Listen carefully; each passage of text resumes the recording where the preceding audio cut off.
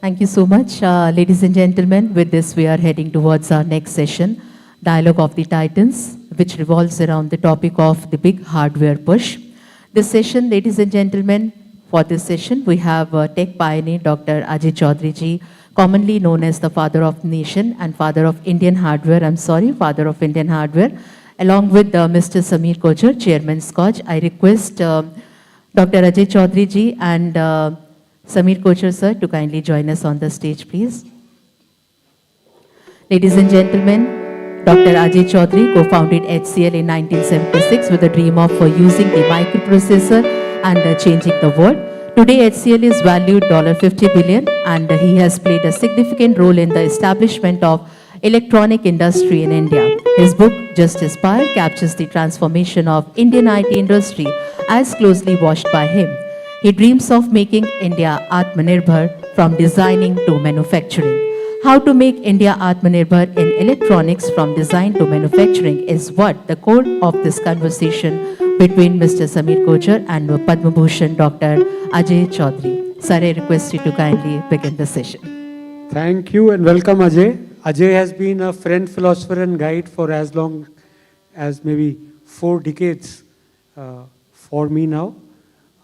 He's of course much more my industry senior, and he was founder of HCL. I was only an employee in PCL, but I've always, and we were like fiercely competing companies, but even from within that position, I had always looked up at him as a marketing genius, innovation genius, and he's been a mentor and a guide for a very long time. So while most of us are aware of the Indian software success story, there seems to be a conspiracy to hide India's hardware success story. It is not there in the Indian memory at all. How many of you are aware that India was a huge hardware manufacturing nation in the 80s and 90s? Does anyone remember that?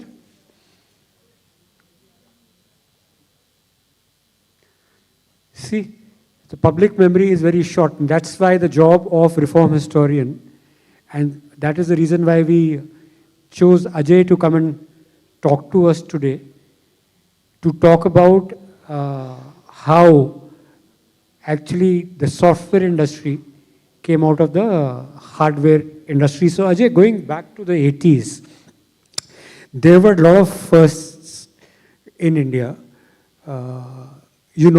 Surface mounted technology was absolutely new. Barely, I think, 6 to 8% of world manufacturing on hardware was on surface mounted technology. But one of the first SMT plants in the world came up in India in Modi Nagar through Modi Oliveti. Did you know that? So, people always refer in a very derogatory term to the 80s as the era of screwdriver technology. So what was that, and what was the Indian prowess in hardware in the 80s, and how did it spawn off the software industry? Very interesting question, actually.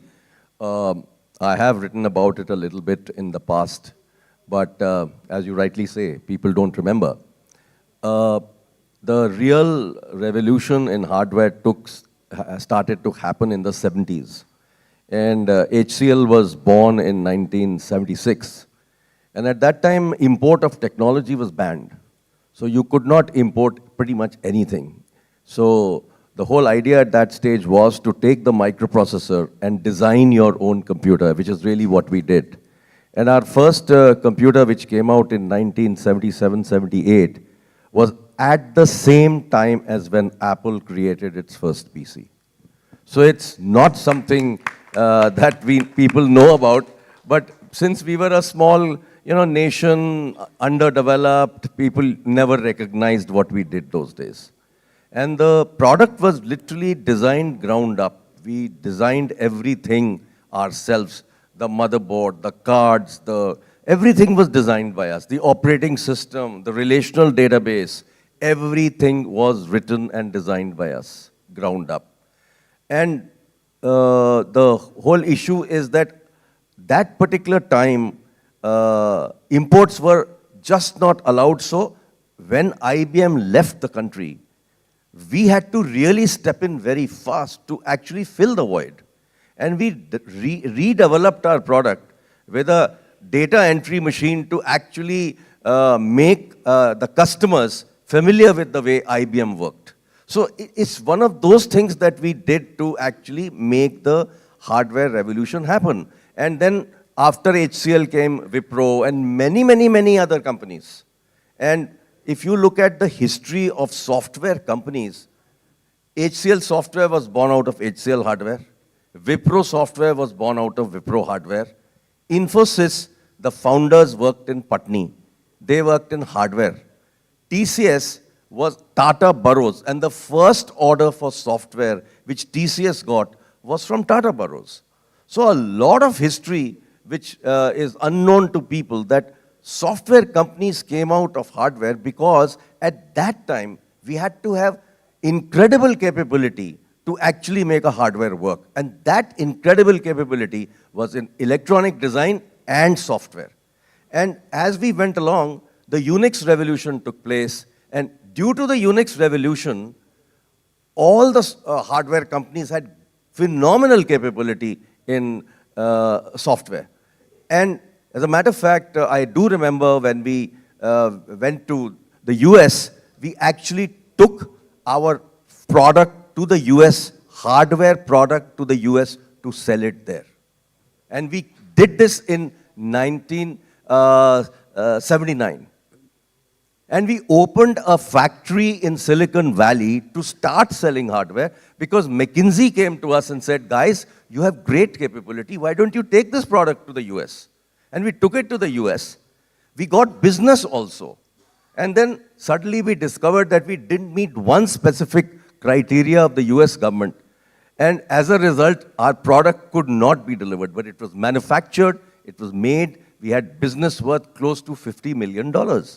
So, you know, all that is history. But when we found that we could not sell hardware, we took all our R&D engineers who were actually working on Unix and started putting them inside the R&D of other hardware companies that were working on Unix. As a matter of fact, some of our engineers hold patents in the multiprocessor Unix software of Hewlett-Packard.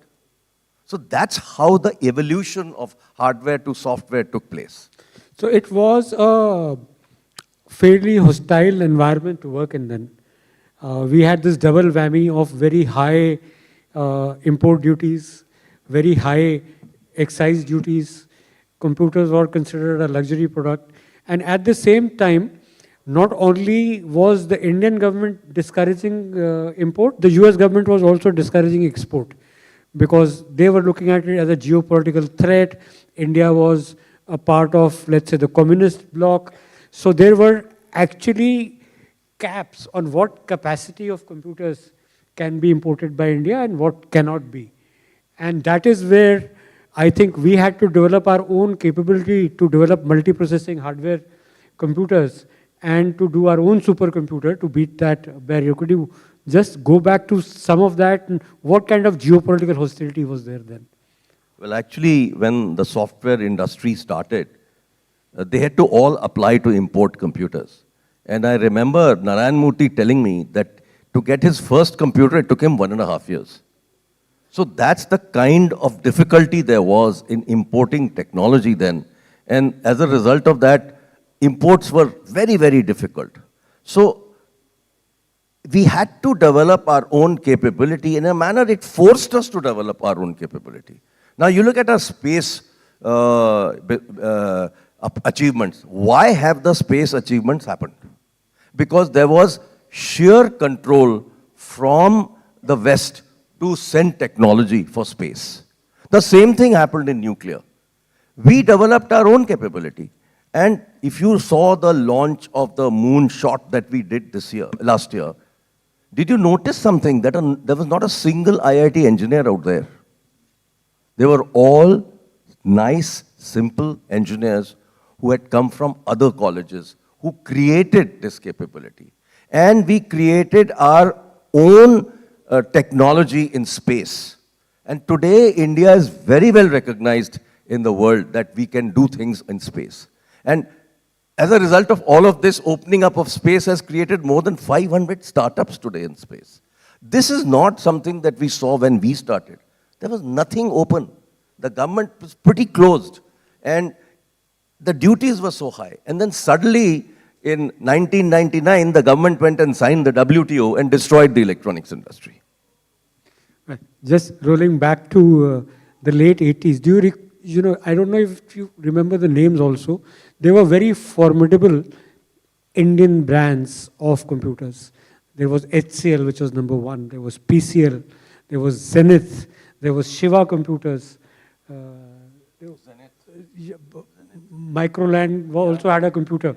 So there were very strong Indian brands, and there was a thriving organized sector. And this thriving organized sector was not just doing screwdriver technology, they were actually doing component level population of motherboards. They were designing their own motherboards. They were getting them made, PCBs made, and then they were being populated and going through the entire cycle here. And India was a very thriving PC market. It was known for its price wars. It was very fiercely price competitive, and that is what opened up the market. Now, once the market opened up, there is obviously a vested agenda of, let's say, Western countries at that time, or even countries like Taiwan and so on and so forth, that how can India grow in hardware? What is it that can be done? So the biggest threat that came to Indian hardware manufacturing was not from the multinationals. The first big threat they came was from the grey market. Now these were people who would just smuggle things. They'll, hand carry RAM in their pocket and bring in PCBs, and in Nehru Place used to be the biggest. So PC manufacturing in a way was a cottage industry then, and they were substantially cheaper than the hardware sector because they had zero excise duty, they had very little custom duty, and they did not have to pay any loyalty for operating system. So how did we tackle that and how difficult that was? And the problem then was, you're saying, so HCL is a big brand, PCL is a big brand. How do we leverage brand to fight this? And lo and behold, we find that a very big American brand got all these guys together and give them their logo. Some of them, legitimately or illegitimately, were called genuine Intel dealers. So they got a brand which was Intel and actually assembled in Nehru Place. So actually that was a very difficult period for all the branded products because the typical home buyer was only attracted by price. And they didn't realize what they were getting into because pretty much 1 to 2 years later, the product will fail and parts won't be available and service won't be available. All those issues were there for them. But they would not listen at that time. They would buy and then suffer. So this is exactly how the branded products kept up with them by offering a range of products, offering the latest technology, offering service all over the country, and also offering a deep understanding of how solutions can be connected to hardware. So we had to really improvise and innovate to overcome those problems, and we did. But the market still thrived, and it's not that it ended up getting closed, and the two things worked parallelly in a lot of ways. So it's that kind of an era when these kind of evolutions happen in any country, and it's not India was all alone in this. Every country was having something similar. So then came the Indian hardware export story, which is completely incredible. I don't think anyone can imagine in early 90s, India was actually a hardware exporter. Pentium was a very new technology. You heard of a brand called Dell? In early 90s, 40% of Dell Pentium motherboards were manufactured in Gurgaon, in Udyog Vihar. There was a first lot of order, which was $50 million worth of Dell motherboards, on completely robotics-based lines, world-class standards were manufactured in Gurgaon. HCL was also manufacturing motherboards. Tandon was manufacturing UPS in India. HCL was, of course, designing and selling multi-processing Unix-based systems. And since there was a trade embargo on the communist bloc, a lot of manufacturing for the Russian bloc countries was also done in India, and through rupee trade, it was going to the Eastern Bloc. So any recollections of that export-led growth of that time and how India was leveraging that capability? Actually, at that time, I think PCL made a fantastic breakthrough to get this deal from Dell, and that created a pretty much standard. So other companies also started to looking at that, how they can also come to India and get that products manufactured. So there were lots of follow-on orders also that happened. But the interesting part is that the market for Indian products also opened up into the CIS bloc and the Russian bloc, etc., because it became much easier for them to buy through the rupee route. And I think that opened up a completely new market. And when various countries in Africa were also at that time opening up. And as I told you earlier, in 79-80, we went to the US to sell hardware. So we started selling our hardware made in India in 1980. We were born in 77. We went to Singapore and we created a manufacturing plant there for making computers. So, you know, a lot of innovation and lot of new thinking went into creating the hardware business those days. And we had the guts to go and do things like this. And that's really what makes an industry. So around this time, you know, the size of Indian market was less than 1 million PCs per year. I mean, maybe 700,000, 800,000 PCs is what India used to buy. 60% of that used to be in the grey market. So what was left for the organized sector was only this much, and you had so much of marketing muscle and organized sector and branding spend going on to capture that and survive.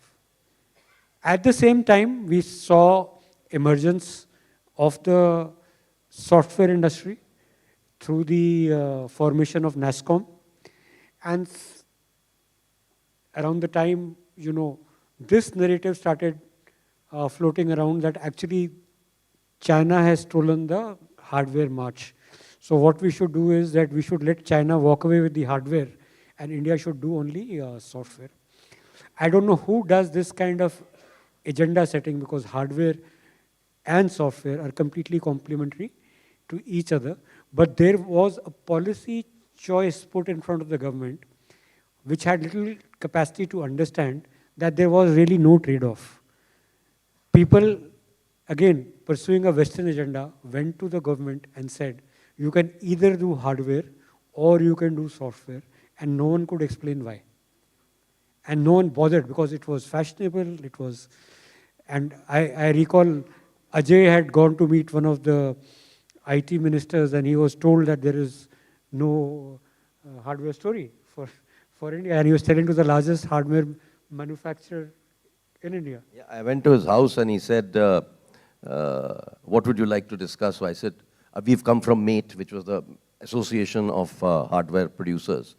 And then we started to give him a presentation on MATE, and this is what we've done, this is what we've achieved, this is what we want to do, these are the kind of policies we need to promote hardware. And he turned around and said, software to itna acha chal raha hai, hardware ki zarurat hi kya hai? It all went down that way. And look at what's happened to us in the last 30 years. We are importing everything in electronics today. And at one time, I had written a proposal to the government and I had said, guys, start to think deeply how hardware will be required tomorrow. I had clearly stated that the import bill for electronics will be higher than the oil bill. And every minister and everybody quoted me. But it happened. Yeah, and it's still happening. And if you look at the geopolitical dimension of it, it's for electronics is very, very adverse for India, and we have to catch up and catch up very fast. So there was this entire environment that was created. That hardware is a very good thing, let China do it. And software will be done by India. And therefore, since software development needs hardware, we should allow free import of hardware. And in 1997, we shot ourselves in the foot and signed ITA, Information Technology Agreement, which said that there is zero duty on hardware imports into India. Now, I would have accepted that if in return we had got free flow of manpower from India to the Western world to develop software. Well, one of the most restrictive tariff regimes that we accepted is this visa-based regime that India got. So there was a caste of players, you should not criticize the dead, so I would not name them, who actually very actively worked to do this trade-off, that for a particular quota of visas, that if we give all the Indian market to the American companies and Chinese companies, then India will get so many software visas and the software visa will thrive. Well, India should have got unlimited software visas. That did not happen. So one by one, you see the demise of legendary Indian brands. In 2003, Bajpayee ji went to China and he came back and he talked about the same thing, that China hardware might and India software. And that was the time, again, for the second time, people like Ajay were trying to revive Indian hardware industry. There was some story, but again, the duty structures were inverse. The excise duty was so high and the grey market still rampant. And in 2003, there was zero excise duty on manufacturing a mobile phone. And there was, I think, 26% or 16% or something like that for men on PCs. Now, what is the logic? So consistently you find that every time India has tried to emerge as a hardware nation, as a hardware exporting nation, there is this whole series of people who crop up following a manufacturing, anti-manufacturing agenda on behalf of the West and WTO and multilateral institutions, and make sure that India remains hardware poor. The reason why I am giving you such a long story is in context of, you would have recently sought, there is a very, 6 months back, there was a book, very popular, this book called Just Aspire by Ajay Chaudhary. He talked about all these things that I've talked about and the HCL journey, and he's laid a roadmap for how India can become a hardware manufacturing, high-tech manufacturing nation again. And I was taking extreme pride in it, and I think that the government policy is following in step with what Ajay is saying. We once again want to revive the hardware industry, and a lot of things are taking care. He's also established something called the EPIC Foundation, which is going to be promoting Indian hardware industry. Till about 2 months back, there was this book that came out, Breaking the Mold, from a very respected economists Raghuram Rajan and Rohit Lamba, who talked about why manufacturing cannot happen in India.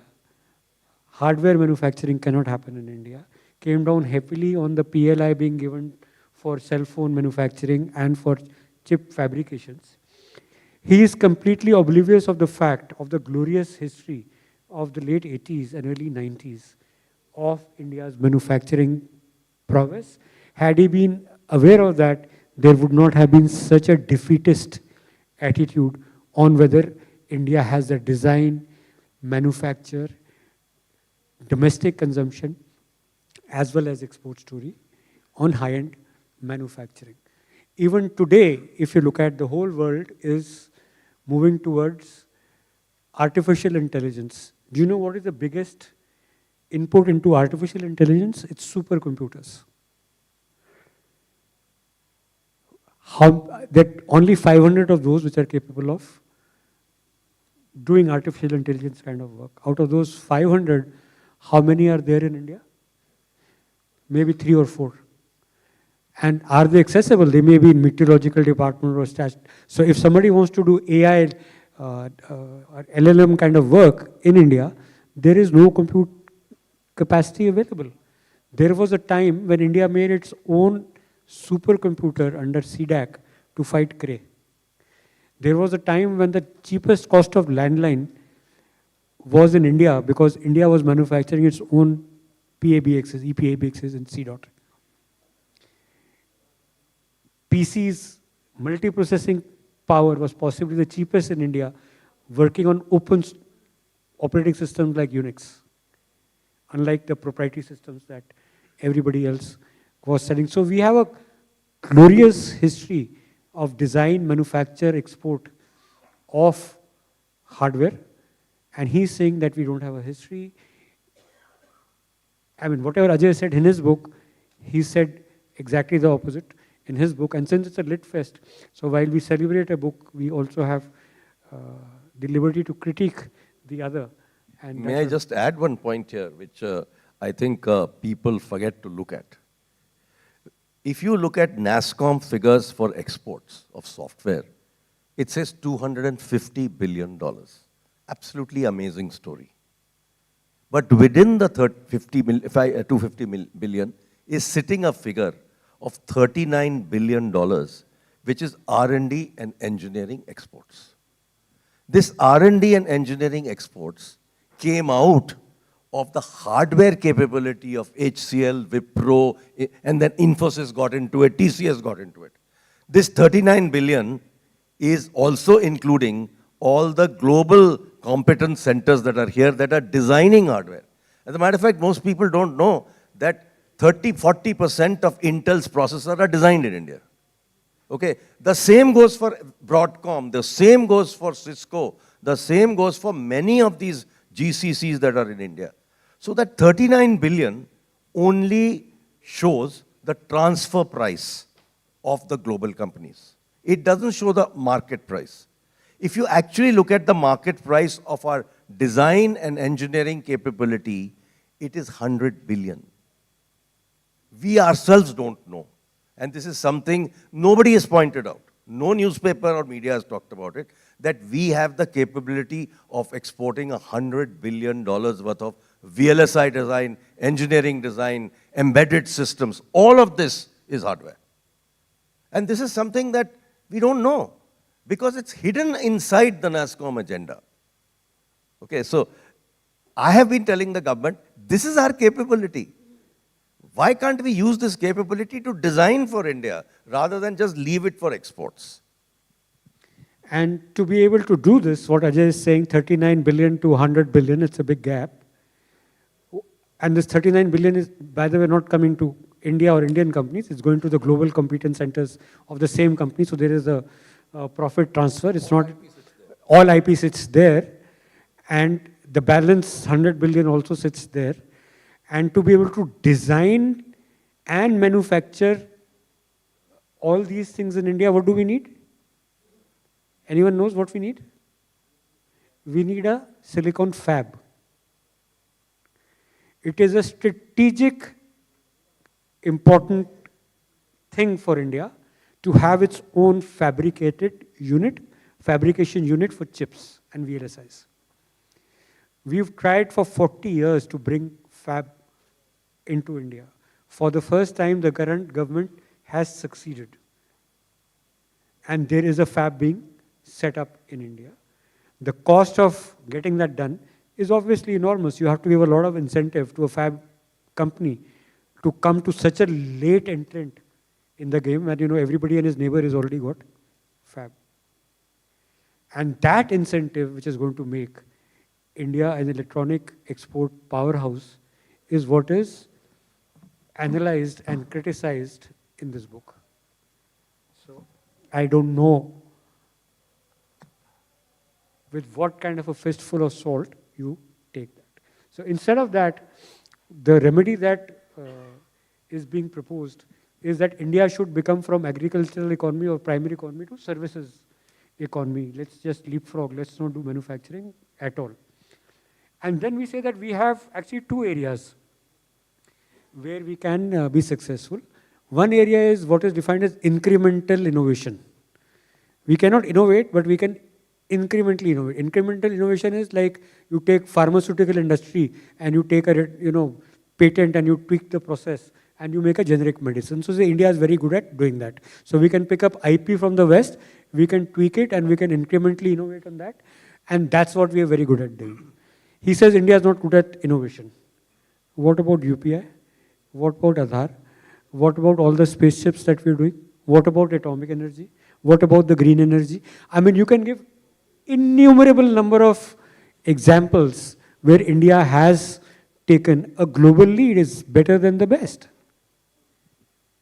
Why do they feel that we are only an incremental innovation nation? So we have to be not an incremental innovation nation, we have to be a finished product innovation nation, which is some of the work that Ajay is doing, and I'll ask him to talk about it now. So how is it that you are now participating in public policy and through EPIC Foundation to make that dream into a reality? So actually, if you look at it, we have been numbed by the 250 billion software exports. हम लोग बहुत खुश हैं कि संतुष्ट हैं, जैसे एक ऐड आता है ना, संतुष्ट हैं, हम बहुत संतुष्ट हैं कि हमने सर्विसेज में कमाल कर दिया. अरे भाई, अब देखिए, the situation in India is that every area we are only in services. Every area. I'll recount 5 or 7 for you. Diamond cutting. We are the largest diamond cutting country in the world. But where is the value? The value is not in diamond cutting. The value is sitting in making diamond cutting machines, which is what China does. What happened to garments? We were a huge exporting country in garments, right? Today, China exports $220 billion worth of garments. What does India do? 40 billion and going down. Everything is going to Bangladesh. Because all of this is cost-based. Every service business that we are in is cost-based. It will all vanish. It will all go away to countries that are cheaper in everything that we are doing, whether it's pharmaceuticals. Look at airlines. We have so many airlines, but do we make a single aircraft?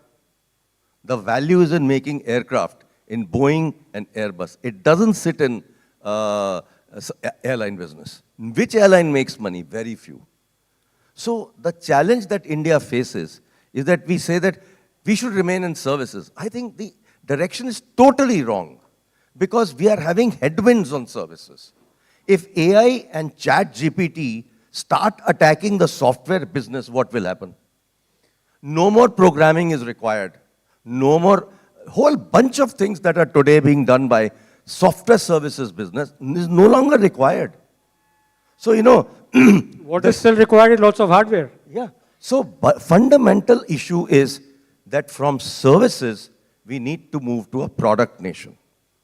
Whether it's electronics, whether it's drones, whether it is space, whether it is quantum computers, whether it is telecom, we need to be a product nation.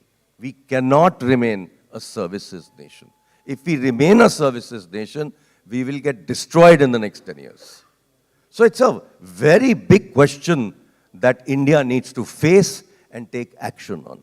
The interesting part is that few of us got together about 6 months ago, and we all said, look, this is a disaster waiting to happen. Right? The software hardware story was well known. But there's other stories also which disaster is waiting to happen. So we went to the government, started talking with many secretaries to the government, to a couple of ministers also, and we presented this whole idea and said, we must become a product nation in everything we do. And the good news is the government is listening. So the point about this government is that they're very quick to understand the issue. But there's still lot of naysayers within the government who are saying, ये तो गलत बात है. So, this is exactly what happened in when we proposed a fab 30 years ago, everyone from all over the world, including NRIs, came and told the government, आप क्यों time waste कर रहे हो fab लगाने में? Fabulous companies शुरू करो. Fabulous companies तो शुरू हो गई इंडिया में, but सारे के सारे chips जो हैं manufacture होते हैं बाहर. So if you look at 5 years ago, 6 years ago, this American intelligence guy in the Senate, he made a fantastic statement. He said, the next wars will be fought with semiconductors. And we started to suddenly realize this during COVID. All of you faced the problem of not getting your phones on time. All of you faced the problems of not getting your washing machines on time, your cars on time. Why did it happen? Because India makes 0 semiconductors. And that is why it happened. So this is really what we need to look at as a country. We need to move and move very fast. There's no way we'll catch up with the US. No way we'll catch up with China in semiconductors. But we must become self-sufficient. For that, the government has taken the right decision to go not for the latest chips, but for the chips that are required for Indian requirements, like automobiles, washing machines, the volume products. So we are trying to set up plants which are 28 nanometers and above. We don't need 5 and 7 nanometers which go into a phone. Let somebody else do it. And the cost to create a fab in the 5 to 7 is around $20 billion. The cost to create a fab in 28 nanometers is somewhere around $5 to $10 billion. Easy for India.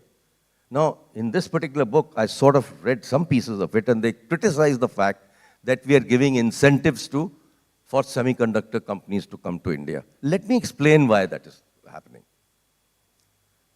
Today, America has realized that they have lost the semiconductor battle to China and Taiwan. They make nothing. Intel designs it there, China makes it, or Taiwan makes it. Broadcom designs there, China makes it, or Taiwan makes it. NVIDIA designs there, it is all made outside of America. Suddenly, the government in America realized that they have bereft of critical product like semiconductor, and during COVID, they suddenly understood the supply chain has become ridiculous. It's completely out of America. So suddenly, America is setting up 40, 50 semiconductor plants. The same thing is true for Europe. The same thing is true for Japan. So the same thing is true for Korea. Now, all these guys are competing with us to set up a semiconductor plant. If we don't give incentives the way the government has decided, शुरू में क्या होता था 5 साल 7 साल पहले, the incentives for semiconductors were, if you come to India and you spend $5 billion, 2 years later, we will refund 30% to you. The new policy is that if you spend $5 billion, I'll give you $2.5 billion at the same time as you invest. It changed the whole picture. And it was necessary to do something like this. This book criticizes the fact that we are over-giving these incentives. You please ask a question to yourself. If some 200 companies all over the world are vying to set up semiconductor plants, who will come to India? If we don't give incentives? Nobody's going to come. They're not interested. They'll keep exporting to India. They do not want India to be successful. And that's the same old hardware story of the past. They do not want India to be successful. China definitely doesn't want India to be successful. So I think the matter is just not understood. And a lot of people unnecessarily criticize the government without knowing what is really happening. And also it's important to, I think, recognize as the same cast of characters over the years who pushed WTO, they pushed ITA, they pushed TRIPS, and they're still lamenting RCEP, the China-led thing that India should have been a part of that and let China walk away with the cream, and India is left with the crumbs, so to say. And the reason why we decided to pick up Ajay's book to feature in the LitFest and invited him to come and talk to all of us is to once again remind India, the glorious past we've had on hardware and the glorious future that awaits us. I'd say God's blessings be added to Ajay Chaudhary's work. He's been doing a big round of applause for Ajay, please. And we've also decided to honor some of his work, so that's coming next. Thank you so much, gentlemen on stage, for this illuminating session. Devya Sajano